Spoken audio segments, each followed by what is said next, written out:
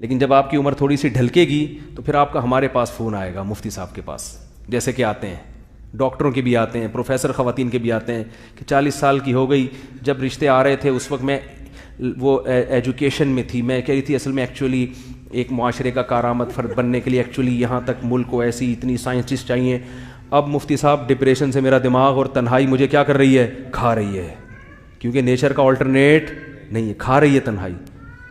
تو میں پھر کچھ رشتے بتاتا ہوں تو رشتے والوں کو وہ خاتون پسند نہیں آ رہی ہوتی، وہ کہتے ہیں بھائی پی ایچ ڈی ڈاکٹر تو ہے مگر بیچاری کی اب عمر زیادہ ہو گئی ہے تو مجھے نہیں چاہیے. تو وہ پھر خاتون کہتی ہیں آپ ان کو سمجھائیں کہ اصل کیا ہوتے ہیں اخلاق. میں کہتا ہوں میں سمجھا رہا ہوں مگر میری سمجھ میں نہیں آ رہا تو اس کی کہاں سے آئے گا سمجھ میں ہیں؟ سمجھا تو رہا ہوں میں بھائی، ہر چیز کی ایک ایج ہوتی ہے، ہر چیز کی ایک عمر ہوتی ہے. اب آپ سے نکاح کرے گا وہ جو آپ سے بھی عمر میں اور وہ آپ کو سمجھ میں نہیں آ رہا ہوگا. پھر ایسی 40 سال کی خواتین کو میں بتاتا ہوں یہ 50 سال والا تو کہتی ہیں یہ سمجھ میں نہیں آ رہا. میں کہتا ہوں اصل چیز کیا ہوتی ہے، اخلاق. یہ بابا اخلاق کا بہت اچھا ہے، ٹھیک ہے نا، یہ بزرگ ہیں، ان کی سفید داڑھی کو مت دیکھو، ان کی تہجد کو، ان کی اخلاق. کہہ رہی نہیں بھائی مجھے، میں ایک خاتون کی تھی عمر زیادہ ہو گئی، میں نے ایک رشتہ بتایا ان سے تھوڑا سا 5 سال بڑا، تو ان کا فون آیا خاتون کے، کہہ رہی ہے جب بات کرتے ہیں تو منہ سے تھوک نکلتا ہے ان کے، کچھ کوئی اور بھیجو. میں نے کہا جب آگے کے دانت ہی نہیں ہے تو پھر ڈائریکٹ آ جاتا ہے نا تو ڈائریکٹ آ جاتا ہے. تو اللہ نہ کرے کسی بوڑھے کی توہین مقصد نہیں ہے، اللہ نہ کرے، اللہ نہ کرے. نبی صلی اللہ علیہ وسلم نے ارشاد فرمایا ان من اجلال اللہ کرامت الشیب المسلم، جس کی عمر زیادہ سفید ریش وہ ہمارے لیے قابل عزت ہے. لیکن نکاح کے معیارات کچھ اور ہوتے ہیں، وہ کچھ اور ہوتے ہیں نکاح کے جو معیارات ہیں. ہاں کوئی بوڑھا ہے تو وہ ظاہر ہے وہ پھر ایسی عورت سے کر لے گا 40-45 سال کی، 45 سال والی ہے وہ پھر 50-55 سے پھر آپ تیار ہو جاؤ.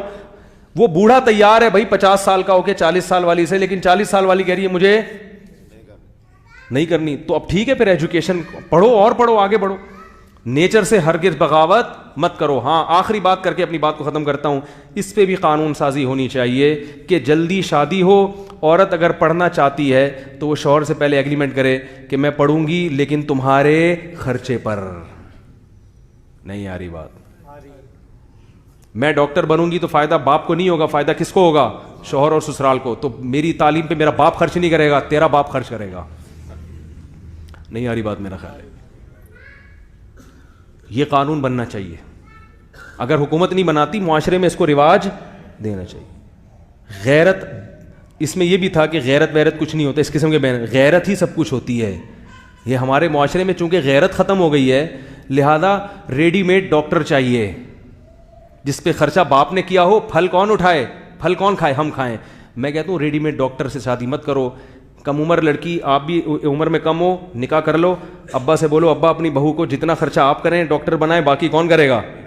تو آپ کی بہو بھی ڈاکٹر اور میری بیوی بھی doctor, P H D doctor بھی بنے گی اور پروفیسر بھی بنے گی، جو بھی بنے گی ہمارے خرچے میں بنے گی، کیونکہ اس سے ہماری معاشرے میں کیا ہوگی، عزت. لوگ بولیں گے ان کی وائف کیا ہیں، بولنے میں کیا جا رہا ہے. اور اس سے زیادہ عزت جب ہوگی کہ کس کے خرچے پہ ہیں، ان کے خرچے پہ ڈاکٹر ہیں، مزہ آئے گا. تو یہ بھی کیا بننا چاہیے، عورتوں کی آزادی پہ بینر لگانے ہیں تو اس قسم کے بینر لگائے ہیں، ٹھیک ہے نا. کیا خیال ہے بھائی؟ کیونکہ جو ڈاکٹر لڑکیوں کی شادیاں ہو کے جب گھر جاتی ہیں تو سارا MBBS گیا تیل لینے، وہ بیچاری کیا کر رہی ہوتی ہے، استری کرنی چاہیے شوہر کے کپڑوں پر، پوچھا بھی لگانا چاہیے، گھر کے کام تو عورت کی ذمہ داری ہے. لیکن جو اس نے اتنی اس پہ محنت کی ہے اور ایک معاشرے کو فائدہ پہنچانے کے لیے، تو اس کا بھی تو کوئی حل ہونا چاہیے نا. کیا خیال ہے بھائی؟ تو سب سے پہلی بات دیکھو، گھر کے کام کرنا یہ توہین کی بات نہیں ہے، اس میں یہ بھی ہے کہ ہم گھر میں روٹی نہیں پکائیں گے، ہم یہ نہیں کریں گے. تو اور ایک طرف یہ کہ ہمارے ساتھ مرد کھانا پکائے گا، تو آپ کے لیے کھانا پکانا اگر توہینی تو مرد کے لیے بھی تو پھر توہین ہونا چاہیے نا. بات یہ ہے کہ گھر کے کام تو ڈیوائیڈ ہوتے ہیں نا، باہر کے کام مرد کے ذمے ہیں اور گھر کے کام کس کے ذمے ہیں، عورت کے. اگر آپ اچھی اونچی فیملی ہے تو پھر تو ملازم رکھنا چاہیے، متوسط درجے کی فیملی ہے تو متوسط فیملیوں میں گھر کی عورتیں ہی گھر کے کام کرتی ہیں. بڑی فیملیاں ہیں جو زیادہ مالدار ہیں ان میں آپ نہ کریں کام. کیوں؟ آپ بولے بھائی ہم نے اپنے باپ کے گھر کبھی جھاڑو نہیں لگائی، ہم یہاں کے فقہا نے لکھا ہے کہ عورت اپنے باپ کے گھر میں جیسے رہتی تھی تو شوہر کے گھر میں بھی اس کا اسٹائل وہی ہوگا. اور اس کے باپ کے گھر میں وہ کبھی جھاڑو نہیں لگائی, کبھی پوچھا نہیں لگایا, اتنے مالدار لوگ تھے کہ خانسامہ ہوتا تھا جو سارے کام کرتا تھا, تو شوہر کو بھی ایک عدد خانسامہ پرووائڈ کرنا پڑے گا, یہ لازمی ہے, ورنہ خود خانسامہ بن جائے.